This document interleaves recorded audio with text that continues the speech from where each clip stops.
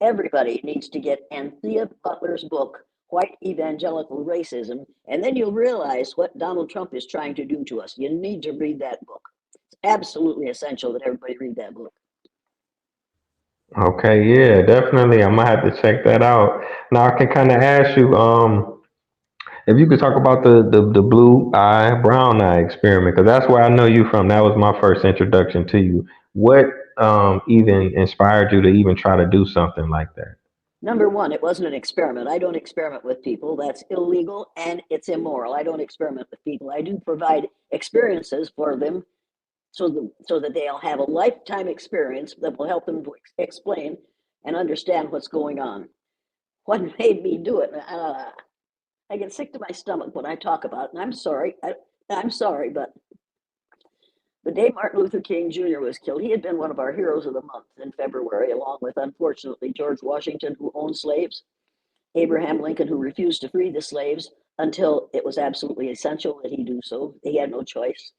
Daniel Boone, who was famous for taking over natives' land and killing the natives who lived on it, and a whole bunch of pale, stale males who were famous for taking over land that didn't belong to them.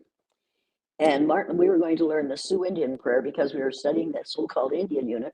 We were going to learn the Sioux Indian prayer that day, which said, "Oh, great spirit, keep me from ever judging a man until I've walked a mile in his moccasins." We were supposed to learn that on Friday.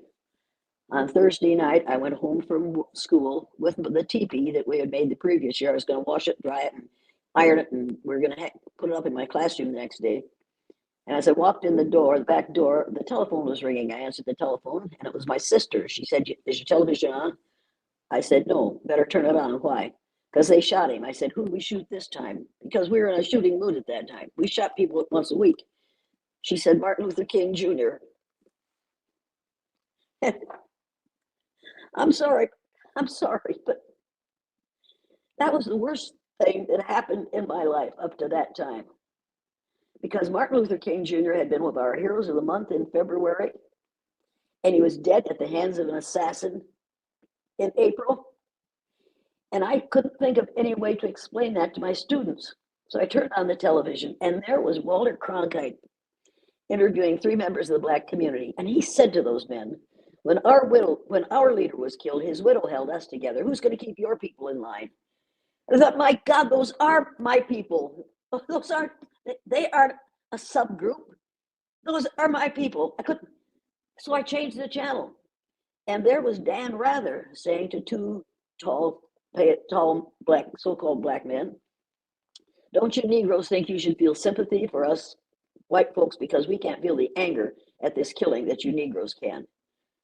And I thought, oh my God. And I turned it off. I thought, I can't do this anymore. How dare he say that he couldn't feel anger at the killing of another person whose only aim in life was to make us more loving toward one another? I couldn't believe it. So I went and got my husband's supper. He worked nights at that time, 3 to 11 or something. And he came in and he put his arms around me. He said, "They shot him, didn't they?" I said, "Yeah, they did." He said, "What are you going to do? What are you going to do, Jane?"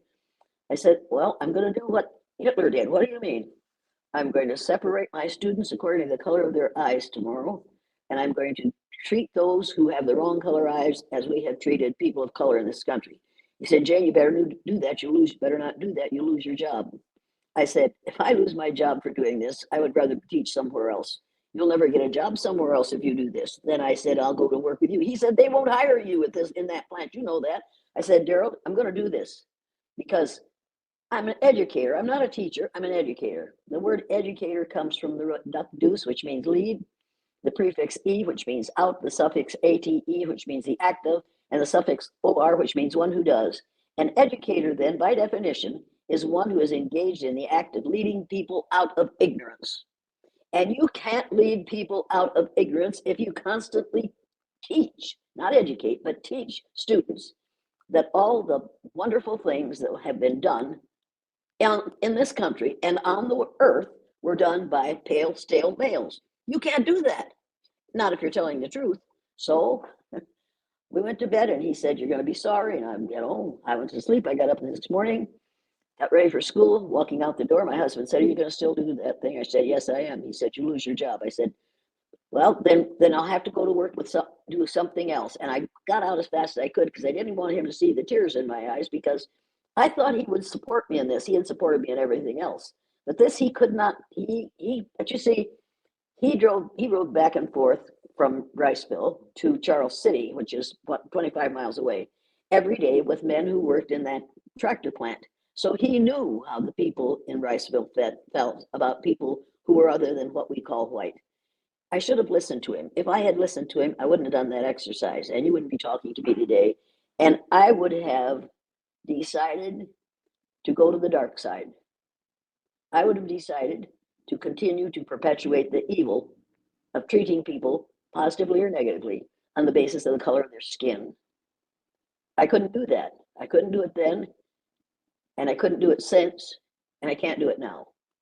That's what I do. I separate people according to the color of their eyes, and I treat the people who have their own color eyes, which are blue, because brown-eyed people, most people of color are brown-eyed. They know how it feels. They don't need to be educated. But what they need to do is see blue-eyed people who have been telling everybody that they're superior because of the color of their skin all their lives. They need to see how they behave when they are put in a situation for just a few minutes out of their lives in which they are treated the way we treat people of color, particularly what we call black, who aren't black, but the people that we have called black all their lives, from pre-birth to post-mortem. There are still cemeteries in the United States of America where you can't bury a black body because we white folks are afraid that we don't know what they're going to do when they get down there. We fear the power of black people. We we fear it so much that we elected a man 7 years ago who said we've got to build a wall along the southern border of the United States in order to keep those brown skinned people out of here because brown skinned people reproduce too rapidly. Now, think about that. People who say there's no racism in this country anymore. And one of the people running for the presidency, a female, said this country isn't racist. She's in total denial. Somebody should tell her that denial is not just a river in Egypt. It's what white people in this country are doing on a daily basis, denying their own racism because they don't want to own it. If you own it, then you have to decide what to do about it. Anything you own, you have to take care of. And what 40% of the Republican Party in this country have decided to do is take care of it by nurturing racism. That group is nurturing racism on a daily basis. No, not a daily basis, a minute by minute basis. What's going on in this country today is pure, unadulterated racism. And we need to be aware of that, and we need to stop pretending that it's something else. It's not something else. It is the self-imposed ignorance of believing that skin color is an indication of intelligence or worth as a human being. And in order to get people convinced of that, number one, we have to convince them that there are no white people, there are no black people. Now I've made two groups angry right away because for many of us, our skin color is our identity. There are no white people, there are no black people, there are no yellow people, there are no red people. We all come in shades of brown because every one of us, our ancestors originated in a country on the continent of Africa. Originally, we were all dark skinned. And if anybody's still listening, if you trace your DNA back as far as you could, you'd find out that a portion of your DNA came from a country in Africa because we all belong to the same race, the human race. We are all members of the same race. There's only one race of people on the face of the earth, and there's only one color group, and that's shades of brown. Now, have I ruined you forever?